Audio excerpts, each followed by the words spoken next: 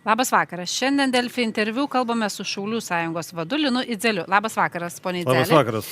Pradėkime nuo Valstybės gynimo tarybos. Antradienį nuspręsta pirkti Leopard tankus iš Vokietijos mūsų būsimai divizijai.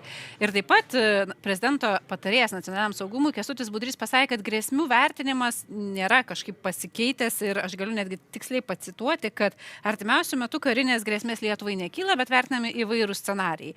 Aš tai cituoju tiksliai dėl to, kad buvo įvairiausių politikų pasisakymų, na ir tas informacinis fonas yra toksai pakankamai įtemptas.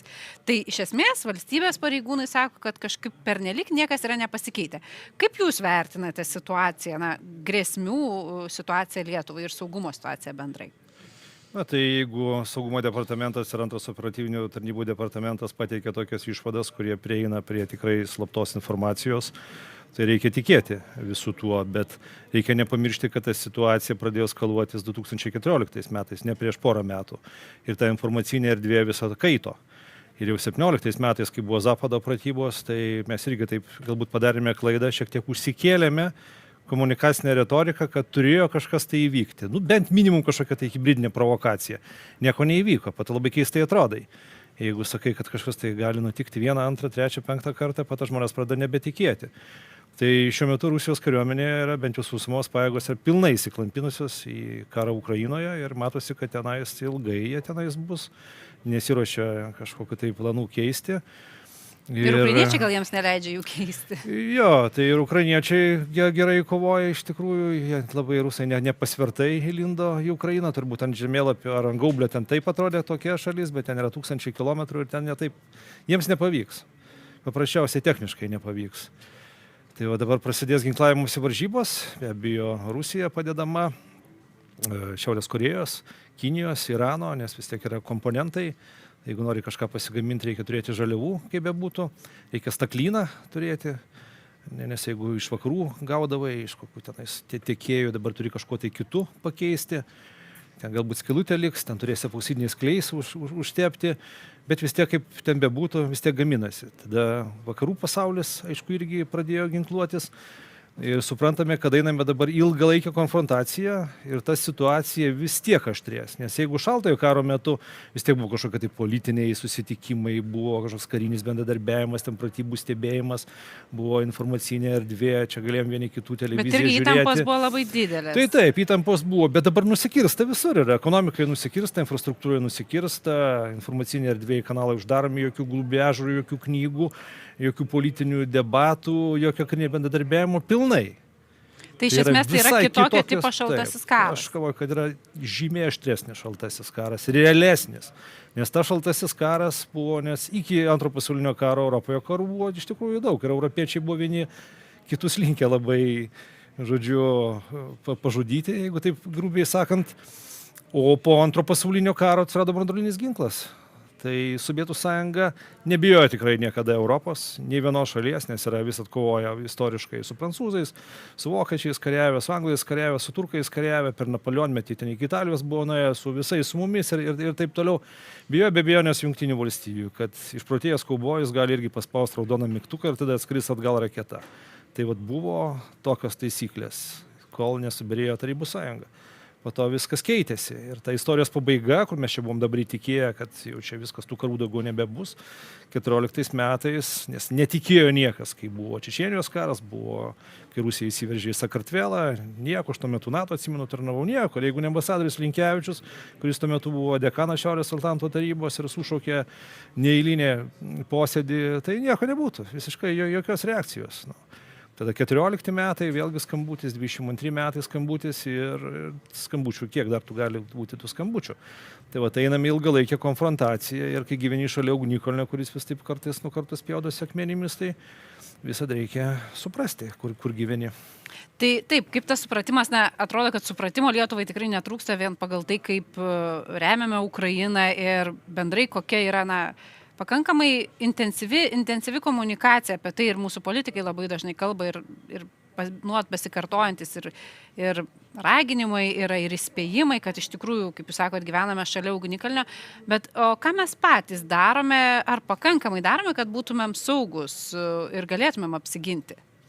Turbūt yra ta bendra tendencija, kad kodėl mes įstojome į NATO, tai mes turėjom teritorinę gynybą, taip šnekėjome, kad čia kareivis už kiekvieno medžio, žiūrėjome ten tarpukario Lietuvoje, kaip buvo, sakykime, organizuota ten prieš 3 priešininkus iš visų pusių, tai vertinam įvairiai. Čia švedai važinėjo pas mus ekspertai, matavom visus ten tiltus, kiek čia kur kokių sprogmenų, tačiau įstojus į NATO yra kolektyvinė gynyba, tai yra žiūrimas yra regionas, pirmiausia tai yra nacionalinė gynyba, tada yra kolektyvinė gynyba.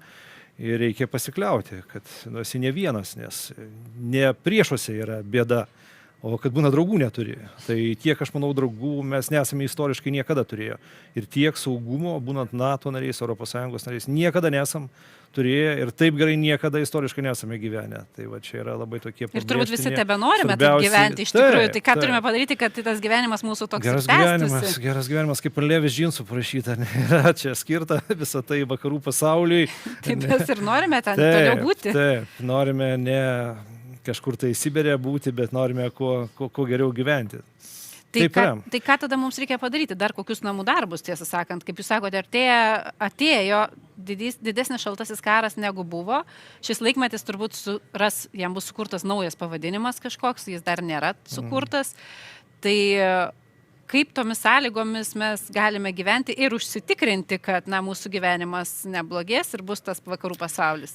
Pirmiausia, be abejonės yra atgrasimas, tai būnant NATO nariais, tai nes remiasi viskas atgrasimu. Tai yra mes ginkluojamės, jie ginkluojasi, jie kažkur tai daro mobilizaciją, tada mes darome irgi mobilizaciją. Arba jie pradeda kažką tai ten statytis palapinės jau šalia sienos, mes tada pradedam kasti prieš tankinius griovius, statytis gelžbetoninius įtvirtinimus, jeigu spėjame, minuoti ir taip toliau. Tai dar tokios be abejonės situacijos nėra. Tai manau, kad visa ta gynyba, kuri yra planuojama, jinai yra tikrai įžvalgi.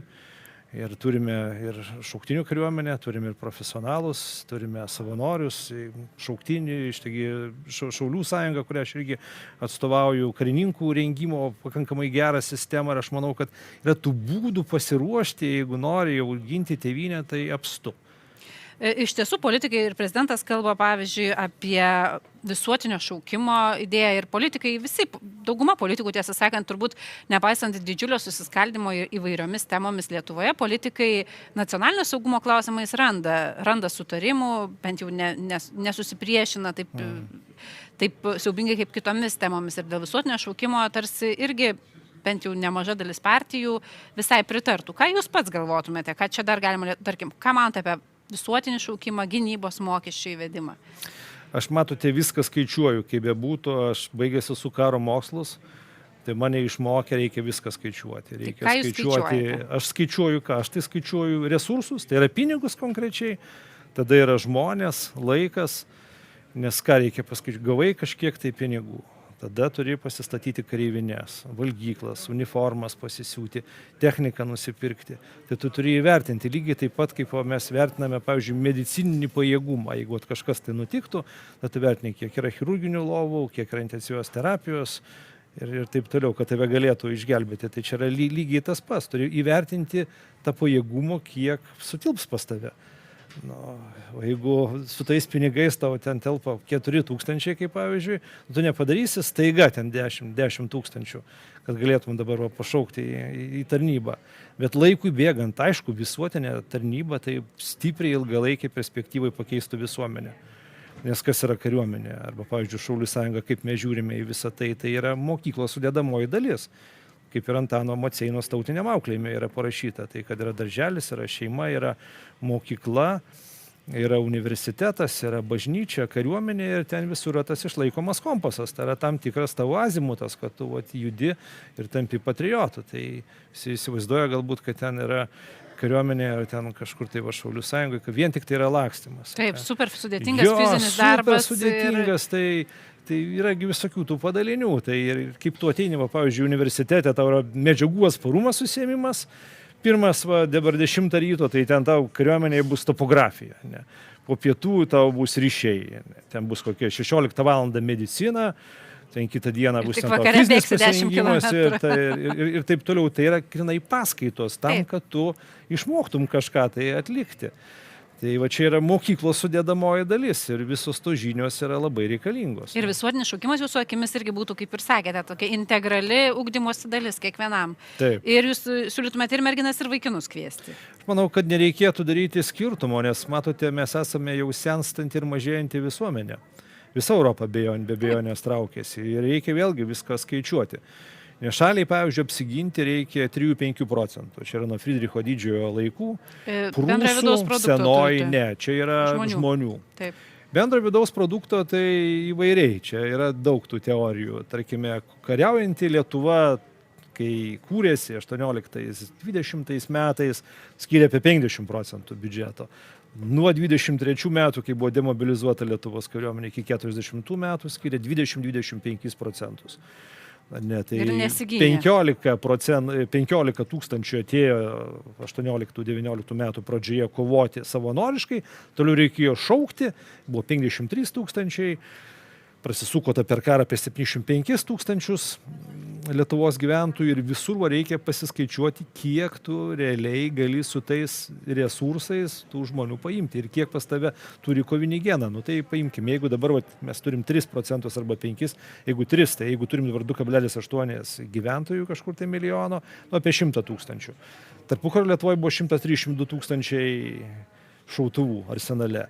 Mes su švedais, kai darėm teritorinės gynybos planą, irgi buvom paskaičiavę kažko apie 130 tūkstančių, kad reikėtų. Tai jeigu 5 procentai, tai tie kažkur panašiai yra.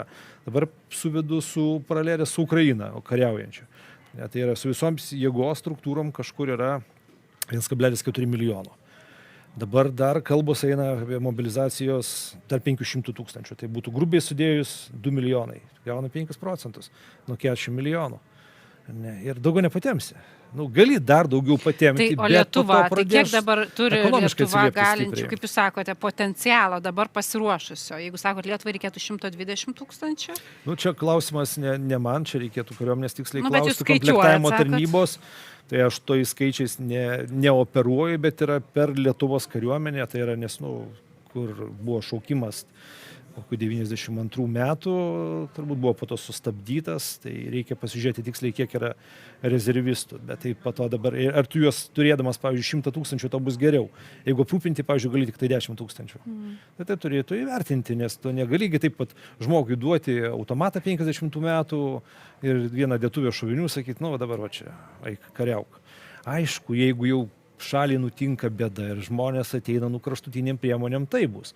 Nu, kaip Ukrainai padalino Charkive, Kijeve, kaip mano ten irgi pažįstami vieni sakė, tai ten su desantininkais buvo ir su Rosgvardija, ten Kijevo priemiesčiuose buvo taip, kad paprasti žmonės su kirviais kovojo, pirmus automatus gavo. Tai medžiotojai likvidavo kai kuriuos. Tai bet tokia gynyba nebūtinai efektyvi buvo. Nebūtinai neefektyvi, bet čia yra jau kraštutinės priemonės, todėl turi kovoti žmonės parengti ir aprūpinti, kas yra labai svarbu. Šiuolaikiniam kare tu nori rimto ginklo, nori Tai ne tik nori, kolimatoriaus, optikos, nes kai tu šaudai taikos metu į taikinį, taikinys neatšauna į tave atgal, tai labai ten gerai viskas. Apie ten Call of Duty ten šaudai, žodžiu, o po to, kai pradėsi tave šaudyti, suprasi, kad tai neveikia visą tai, tu reikia kažkaip. Tai čia yra biudžeto klausimas ir planavimo jau klausimas. Taip, tai aš kai rašiau savo darbą, atsimenu dar koledže, prašiau, kad Lietuva turi pasiekti 2 procentus, aišku, čia buvo ten seniau, ten mano darbo vadovas Britas, dekanas, sako, klausyk, aš tik 5-7, sakau, taigi paskaitys sostinį, kažkas sakys, kad aš išprotėjau, bet sako, taigi nieko neturite, turite viską susipirkti. Tai sunku su tokiais 2 procentais, 2,5 procento, be abejo reikia procentą didinti, jeigu tu nori, iš tikrųjų rimtai, jeigu Rusija deklaruoja oficialiai, kad jie 17 procentų skiria, nes jeigu tu ruošiesi karui, turi šiek tiek skirti daugiau. Ir jeigu mes dabar konstatuojame, kad einame ilgalaikę konfrontaciją, tai turi tas gynybos biudžetas ir vis palaipsniui kilti. Lenkai 4 procentus skiria. Lenkai Europos yra pavyzdys. Lenkai nori vieni nusipirkti tokią techniką ir žodžiu, tiek žmonių turėti, jie sako, kad tu nori 300 tūkstančių kariuomenės. Patys, kad galėtų atlaikyti Rusijos puolimą su amerikiečių kažkiek pagalba ir dar tokių raketų nusipirkti, kad iki Kremliaus nuskristų. Taip, bet gal su Lenkais dabar turėsime pratybas Suvalkų koridoriaus, tai gal čia mums su Lenkais reikia kokį dvišalį susitarimą padaryti? Lenkai visada tokie mūsų sąjungininkai buvo, tai mes čia turim tokią istorinę patirtį. Nes atsimenu dar, kai dirbau NATO, tai visada į mus visi vakariečiai žiūrėdavo, tai yra 3 Baltijos šalis plus Lenkija. Tai vadinasi Baltijos regionas. Ne, taip, Bet ar Lenkija taip žiūri į mus? Regioną. Nu, galbūt kartais dienotvarkyje pristinga laiko apie mus pašnekėti, bet manau, kad jie matogi, kad mes esame, niekur mesgi neprapuolėme. Kiek realu, kad Lenkija, tarkime, gintų mus ir, na... Matote, NATO tai ir yra, tam, kad yra solidarumas. Jeigu jau neginsi kažko, tai ateis pas tave.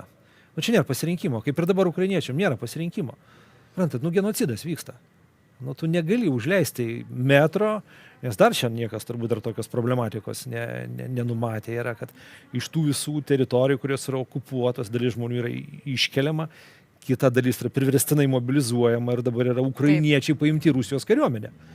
Tai yra kovoja kitoje pusėje, tenais vaikai paimti, ten įvaikinti per visą, žodžiu, Rusiją. Tai tokių yra daug bėdų, tai negalima leisti jiems užimti net pėdos. Grįžtant prie Lietuvos, daugelis gyventojų turbūt pasakytų, kad jie norėtų ginti tėvynę ir jūs sakote, tas gynybinis genas jūs pavadinote, ne? Kovinis genas. Kiek jo yra Lietuvoje jūsų duomenimis, ar čia kiekvienai visuomeniai vienodai? Ne vienodai. Istoriškai aš taip dariau tyrimą nuo 1812 metų, kai lietuviai tarnavo prancūzų didžioji kariuomenėje. Tai yra nuo 0,5 iki 44-53, karas po karo, tai kurie buvo bunkeriuose, slapukai, ryšininkai, visi pagalbininkai bendrai kažkur tai išvesti, tai yra, sakau, nuo 0,5 iki 4%. Tai va tiek mes galėjome sugeneruoti per pastaruosius laikmečius. Prieš tai ten būdavo bajorų kariuomenė ir būdavo samdiniai. Tai mes to negalime lyginti, nes tai dabar yra visiškai kitas dalykas. Nu, absoliučiai čia visiškai kitas dalykas yra. Tai iš esmės iki 4%. Bet žmonės sako, kad jie norėtų ginti, bet jie nežino nei kur eiti, nei kur kreiptis. Turiu meni, kad viena vertus nežinoma net civilinės gynybos klausimais. Slėptuvės yra didžiulė problema Lietuvoje. Na, paprastoji civilinė gynyba, net kaukiant sirenoms, dalis žmonių negirdi, kai jos kaukia. Pavyzdžiui, tai ką čia reikėtų daryti ir ką galima būtų pasakyti tiems žmonėms, kurie sako, na, aš norėčiau ginti, bet nežinau, nuo ko pradėti. Nuo ko pradėti reikia turėti, matote, kažkokiu tai įgūdžiu. Nes jeigu tu neturėsi įgūdžių, tai ten labai sunkiai bus su ta gynyba. Tai turi turėti priemonės, turi turėti įgūdžius, tada atsiranda tavo pasitikėjimas savo jėgomis, tada vadovybė ir valstybė. Eiti, atitarnauti, nes kito kelio nėra. Jūs turite omeny kariuomenę arba šaulius, tarkim, ne? Tai taip, tai čia kito kelio nėra. Nes jeigu vien tik tai tenais pyksti, atsisėdęs ant sofos ir sakai, kad eisiu, bet neateini, ir aš tokių tikrai ne vieną pavyzdį žinau ir iš pažįstamų tarpo nuo 14 metų, kaip eina į savanorius arba į Šaulių sąjungą, dabar 24, tai va 10 metų eina, kažkaip jis neateina. Tai jeigu jau rimtai darai, jau tai reikia, jeigu šneki, tai atsakyk už savo kalbas, tai ateik tada tokiu atveju. Arba jeigu ateini, tai lankyk bent jau tada užsiėmimus, tai jeigu nori jau kažką tai išmokti. Na, tai motyvacija turbūt irgi banguota, priklausomai nuo banguota, situacijos. Tai buvo du, sakyčiau, tie skambučiai tokie realūs. Tai 2008 metai jokio skambučio visiškai buvo, dabar 2014-2022. Tie nuo 2014 metų dalis jau yra atsikandę truputį, jau išėję, kiti galbūt tenais vaikai atsirado maži, negali. Dabar yra ta didžioji banga, yra 22 metų. Banga bent jau yra Šaulių sąjungoje. Bet jis tebesitęsia dar Šaulių sąjungoje, dar nėra atkreipimo. Didmiesčiuose taip, regionuose yra prastai. Su regionais Lietuvoje jau yra prastai, kaip ir visur Europoje. Regionai, nebėra žmonių. Demografija ir manau, kad ta grėsmė tokia dabar reali apčiuopiama yra, tai yra biurokratija ir demografija. Biurokratija, kad mes tiek reglamentų visokių tvarkų ir įstatymų prisileidom, kad visi bijo bet ką bedaryti, nes čia kažką tai bedarysi, vis tiek kažką tai pažeisi, jeigu tave ten norės kažkaip taip pat to suvalgyti, tai rastam prie ko prikipti, ir su demografija tai sparčiai mažėjame, bet beje, kaip ir priešininkas irgi mažėja, tai čia tokia globali problema. Na taip. Ir visai jau pabaigai, jūs, kaip sakėte, mėgstate paskaičiuoti, priimti sprendimus ir prognozes numatyti pagal skaičius. Tai kokia jūsų prognozė dėl karo eigos Ukrainoje šiems metams yra? Manau, kad niekas neįvyks. Nes rusus iškrapštyti yra neįmanoma. Rusai tenais pasidarė požeminį miestą, jie atsivežė iš Sankt Peterburgo Maskvos metro statytojus ir įsikasė miestą požeminį su visom vadavietėm, komunikacijom, ginklinėm, kareivinėm ir taip toliau. Tai ten iškrapštyti jų neįsivaizduoju, kaip su kokiu ginklu ir taip toliau. Jeigu jie veršis į Ukrainos teritoriją toliau kažkur, tai ten šiek tiek prasiverš, bet tų pajėgumų, kiek jų turi šiuo metu sukaupę, tai yra techniškai neįmanoma. Gali nuvažiuoti kažkur tai vietai, prasilaužti, ten bus jie po to sunaikinti ir bus lygiai tas pats kaip 22 metų vasario mėnesį pasibaigs. Nemanau, kad nei vienai pusėje, nei kitai pusėje kažkiek tai ypatingai pasiseks. Ir aišku, ilgalaikiai perspektyvoje, tai, sakyčiau, šie ar kiti metai pasimatys, kiek vakarų pasaulis galės pateikti Ukrainai paramos, nes jie grinai išsilaikys tiek, kiek vakarų pasaulis tieks paramos. Tai kas pirmiau dabar, ar Rusija pasigamins, ar vakarų pasaulis. Bet į vakarų pasaulį tai aš čia daugiau šneku apie Jungtinės valstijas. Nes Europoje čia matau, kaip viskas darosi, tai tikrai nesuspėsim tiek pagaminti ir tiek daug, kad duoti ukrainiečiam, nes pirmiausia vis tiek visi žiūri savo nacionalinių interesų. Daug kas yra dabar jau atiduota, tai kas yra pirmiausia nacionaliniai sandėliai. Valstybiniai užsakymai. Jeigu nėra valstybinių užsakymų, nacionalinė gynybos pramonė irgi labai nepasileis, nes kas iš tavęs nupirks, kad jeigu tu pagaminsi. Tai turi tada pasakyti, į nacionalinius sandėlius už milijardą, už 500 milijonų, kaip pavyzdys, duodame Ukrainai tokios priemonės reikalingos. Tada jau manau, kad verslas irgi kalbėsis. Tai kas pirmiau, sakau, pasigamins ginklų. Ir sakau, atsižvelgiant į tą problematiką, kad mažėja žmonių, staklynas, tai yra žaliavos, tai yra parakas, žalvaris, plienas, tokie dalykai. Tai dėl jų bus dabar didžiulė konkurencija, tiekinimo grandinės, dėl kažkokių tai komponentų, nes daug kas... Tai čia Kinija bus labai svarbus žaidėjas. Be Kinijos pasigaminti planetoj Žemė kažką tai sunku yra. Kad būtų tavo Zero China, dar gali ten kai kurias detalės taivanietiškomis pasikeisti, jau kai kur yra vieni kitokie sprendimai, bet tada sumokėsi 3-5 kartus daugiau, bet gausi lygiai tos pačios kokybės produktą. Tai tada JAV prezidento rinkimai ne veltui yra tokio svarbumo įvykis, nes nuo to, kas bus JAV prezidentas, turbūt labai priklausys ir parama Ukrainai ir apskritai karo eiga. Manau, kad taip, nes Amerika visgi NATO pagrindinis ramstis ir kumštis ir tiekėjas yra visgi Jungtinės valstijos ir manau, kad išliks, nes Europa tai tikrai nebus pajėgi viena aprūpinti Ukrainą, kad jinai atsilaikytų, nesvarbu nelaimėti, svarbu nepralaimėti. O čia yra labai svarbu, yra nepralaimėti.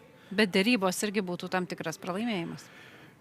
Matote, jau sėsti prie dėrybų stalo, kai šitiek yra žūčių ir taip toliau, aš manau, kad ukrainiečių visuomenė nesuprastų tokio žingsnio, bet panašu, kad vis tiek vienaip ar kitaip kažkur tai baigsis. Kaip ir būdavo tas vadinamasis žodis angliškai let's make a deal.